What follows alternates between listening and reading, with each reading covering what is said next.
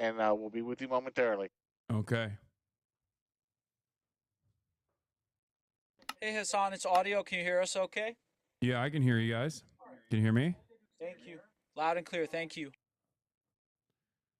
All right, perfect. Hi, Hassan. This is Liz, the producer in the control room. How are you? Hi, I'm good. I'm live right now. Oh, perfect. Hello. Thank you so much for joining us. Oh, thank you for having me. So we are in a short commercial break, and after that, we will be the first thing out of the commercial break. Okay, perfect. Chat, look at this.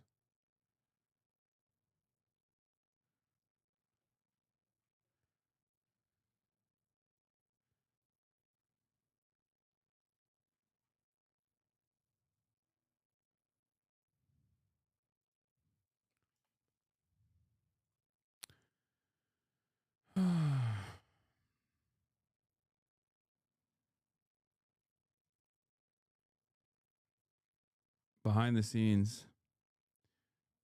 Can they see your comments? No, they can't see your comments.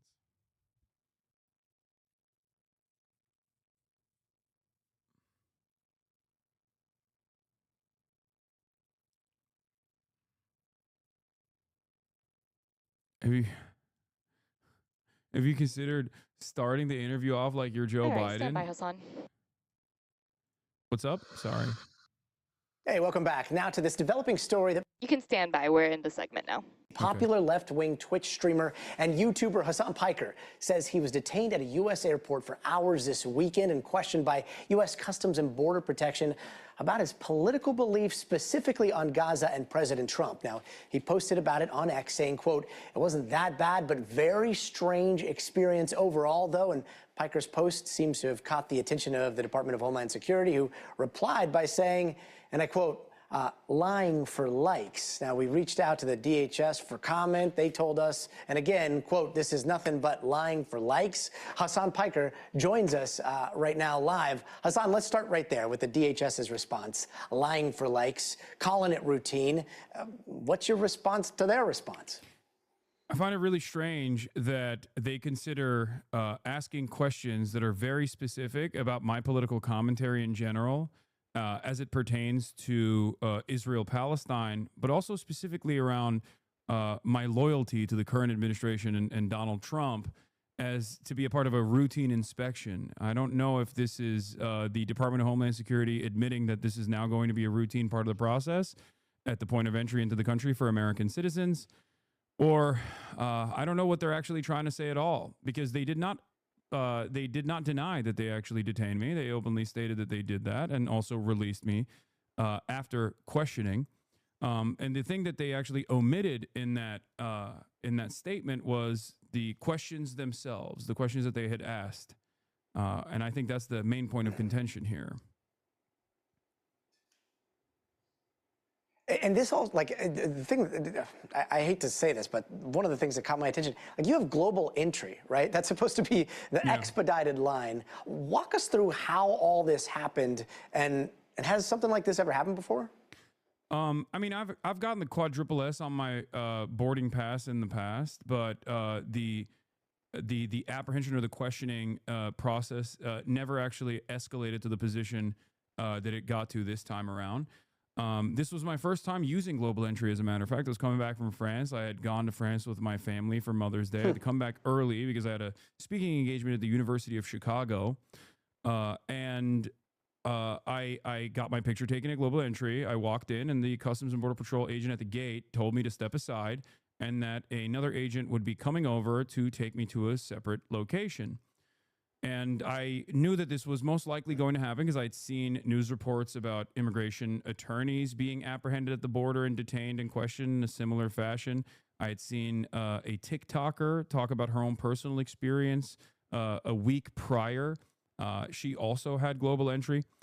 And basically, I knew what was up. I knew what was coming. I suspected this would most likely happen. And given that I have immense privilege being a public personality and also having enough financial security to potentially go through a long and arduous legal process, I wanted to see where this line of questioning would go, this line of inquiry would go, instead of immediately exercising my Fifth Amendment rights. And they took me to a detention area. I was surrounded by terrified families sitting on a bunch of pews. And I asked around to see if any of them actually had American passports. People around me said they did not. There was an old lady in a wheelchair, and agents coming in and out of this other room with passports in hand, telling the people slowly but surely that they could leave, that they were cleared to leave. And then another agent came out and said my name. They walked me into this back room with these two metal stools. Everything was bolted down. And I sat down on the chair that I assume is normally reserved for the lawyer on the corner. And in the process, they started asking me a bunch of questions. It was obvious. It felt like they knew who I was, given the line of questioning was very specific. It started off with like, what are you doing in Chicago? Things of that nature, pretty basic, boring stuff. And the more I revealed information, the more the agent kept repeating, well, since you said that, and acted like it was in line in the process of discovery, that he was getting new information out of me. Well, he was be like, oh, you're in Chicago for, you're delivering a speech. Well, since you said that, what do you do? Oh, you're a Twitch streamer. Since you said that, what kind of stuff do you do on Twitch? And, I told him I play video games. Sometimes I talk about drama. And basically, we arrived at questions about what my opinions were on Donald Trump.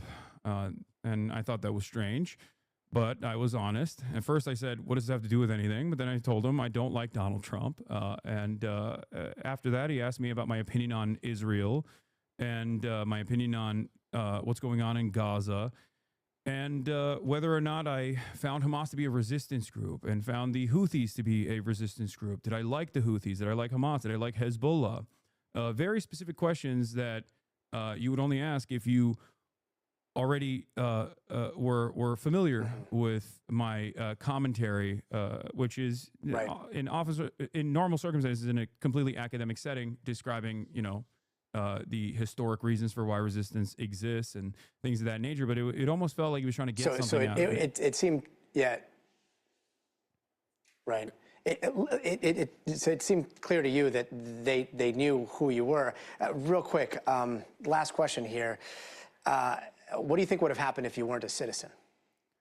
Oh, I think if I wasn't a citizen, the process would not have gone down as smoothly as it did. I probably would not be allowed to enter the country, as we've seen reports on French researchers, for example, being stopped at the border and having ICE agents look through their phone to see if they've said something negative about Donald Trump. Even within the context of Donald Trump taking away grants for academic research, any kind of negativity can be met with a border agent claiming that you are ineligible to enter the country. Non-citizens have significantly less rights than citizens do in this process, and it seems like even citizens are losing some of those rights as well. Well, Hasan Piker, we really appreciate you sharing your experience with us. Thank you so much. Thank you for having me. Back. Thank you, Hasan. All right. Have a good one. You too. Bye. Okay. That was quick.